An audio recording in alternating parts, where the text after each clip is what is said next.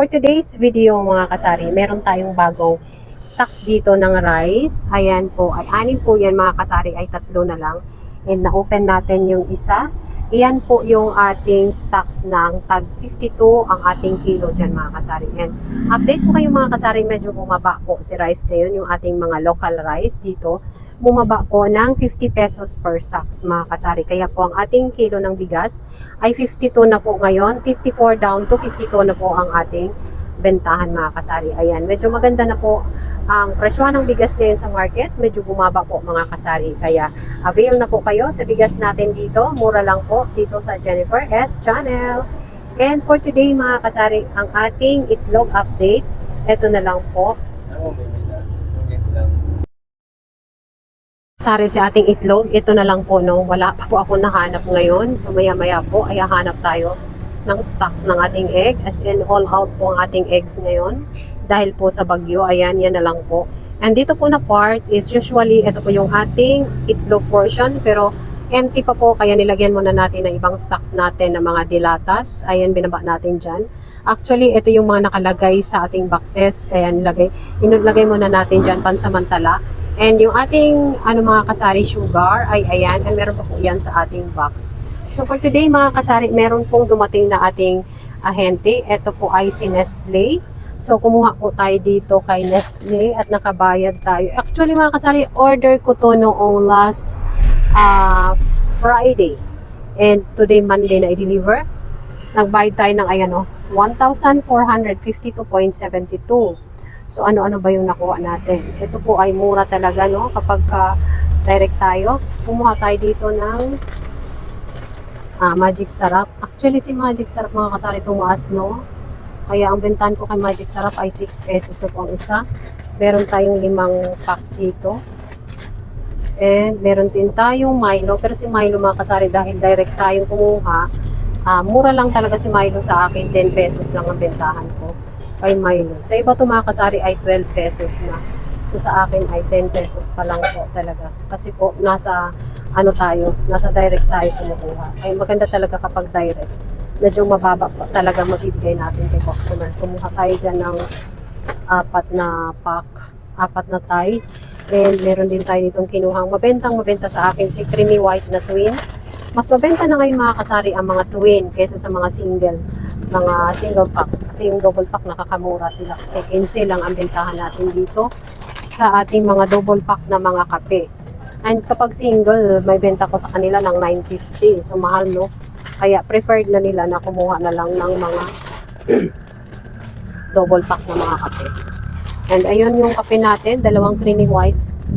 And meron din tayo dito mga kasari na si original. 15 rin si original sa akin. Ayan. And kumuha pa rin tayo ng single. Kasi wala na tayong single. Bentahan ko dyan ay 950. Ayun, mahal no? Kung isa lang, 10 piso. So mahal kapag isahan lang. O dalawahan sa makamura ang ating mga customer. And meron tayo dito. Ayan. Creamy latte. And creamy latte, creamy white, 950. Pero wholesale ko yan. Pero kapag per peraso lang, 10 piso na ako mga kasali. So, ayan ang natanggap ko so far ngayon. Galing po yan sa Nestle. And may delivery tayo galing online. Yun po ay mamaya-maya pa mga kasali. And pakarami nating dapat i-update. Ang ating mga swakto, konti na lang. Kailangan nating dagdagan yan mga kasali. And, ano pa ba? Ang ating Yakult, ayan, 3 pack na lang. Hinihintay ko si ahente na darating. Everyone, magandang araw po sa ating lahat. For today's video mga kasari, hindi ko alam kung masaya or hindi, but we have a bad news. Kasi tayo po ay isang retailer, so para sa akin ay bad news. Kasi po, tumaas si Camel and Mighty. And mga kasari, ito kasi dati si Camel sa amin ay 125 po ang kanyang kaha. Ngayon po, guess what, how much? 136 pesos na po mga kasari. 136 pesos and dati bentahan ko ay 7. So definitely hindi na po tayo pwedeng mag 7 pesos.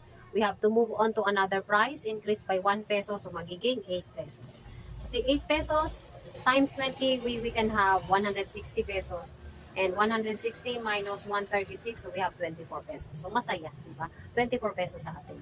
Ngayon, ang ating camel naman ay, dati ay 145, ngayon po ay 162. Mas mahal pa siya kay Marlboro. Marlboro is 161 sa app, 155 sa direct ko na ahente, and ngayon po ay, oh my God, mga kasari, 161, 162 sa app, 161 ang Marlboro, sa ahente ko ay 155.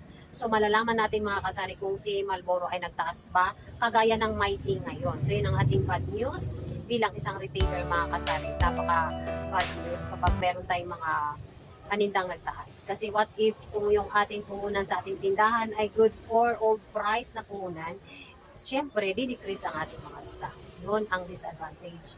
Kapag meron tayong mga presyuhan na magsisipagtaasan dito sa ating tindahan, ang ating mga stocks ay kukonti.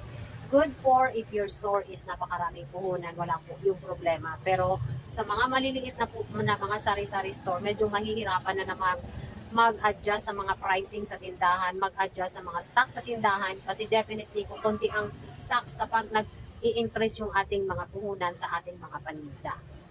Ay, naku, nakakahingal at nakakalungkot na balita dahil taas na naman ang ating Mighty and Camel.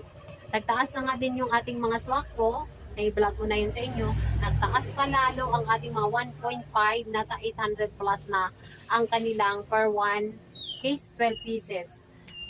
So dito sa akin, nagtaas din, and nabalitaan ko, nagtaas talaga nationwide si Coca-Cola. And dumagdag pa mga kasara, another bad news. Ang itlog naman ay ang hirap hagilapin ng stocks and mataas. 285 na po kami mga kasari sa aming large size ng ating itlog. And kung dati nakabili ako ng 20 trays, 10 trays, 15 trays, ngayon ay 2 tray na lang. Bakit? Walang mabili. Pinentahan lang ako ng limit, 2 tray. And how much longer will it take ang 2 trays? Diba? So ngayon mga kasari, ang bentahan ko sa aking itlog there, 285 yan. So we cannot sell it to 10 pesos. Hindi pwedeng 10 piso. So gawin na lang natin 11 pesos. So, 11 pesos para meron tayong at least 11 at 30 plus meron tayong 45 pesos.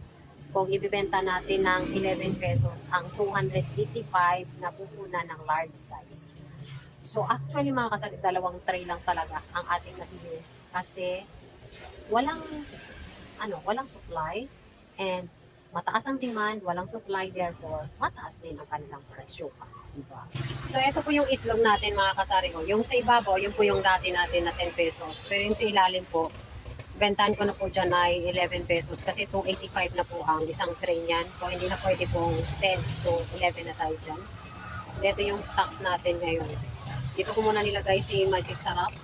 Kasi ang space na to ay supposed to be sa ating itlog. Pero dahil 2 tray lang ang nakuha natin, so pangit kong empty dito, nilagay muna natin si Dilatas and si Magic Sarap. Inurong natin ng konting si Sugar. So far mga kasari, wala tayong mantika kasi yung ating pinagkukuhanan ay naglo-load pa po sila. So mamaya-maya magkaroon na tayo yan. Ayan, empty oh. Wala tayong itlog. Super linis ang line na to mga kasari oh. Nothing at all. Talaga, grabe. Wala yung egg natin. Egg ang nakalagay dyan eh. Nakapalatag de 20 days. So wala, yan lang po. Yan ang nakuha natin. So that's all for today's video mga kasari. Thank you so much for once again watching this video. Ayan, maingay na po. Meron na tayo nagkakat ng trees dito. Maraming salamat po guys, and God bless po sa ating lahat. Happy selling po.